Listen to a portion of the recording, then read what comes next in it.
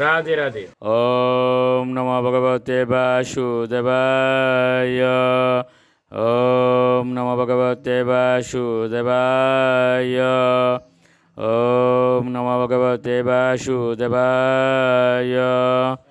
শ্রীমদ্ ভাগবত তৃতীয় স্কন্দ স্থানম সৃষ্টি স্থিতি ঊনবিংশতি অধ্যায়।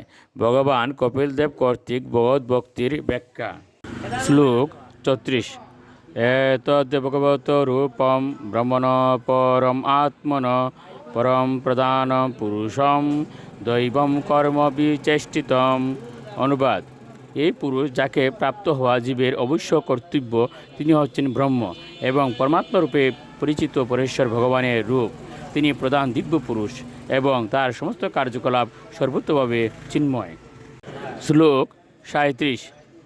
রূপ বেদাস্পদম দিব্যম কাল ইত্যবিধীয়তে ভূতানাম মহদাদীনাম ইয়ত ভিন্ন দৃশাম বয়ম।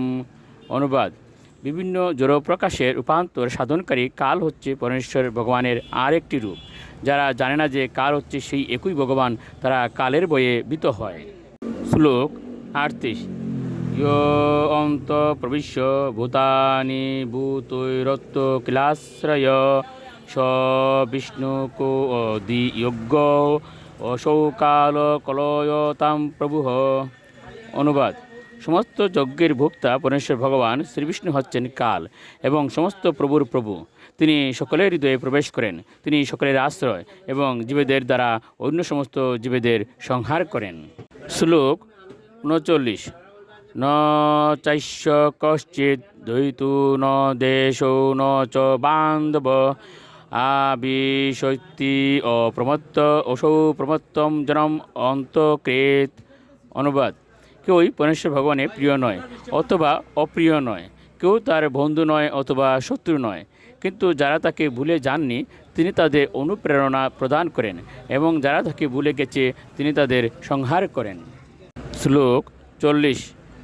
ইয়দ বয়াদ বাতি বাতু অয়ম সূর্যস্তপতি ইয়দ বয়াদ বসতে দেব ভগনুবাতি ইয়দ বয়াদ।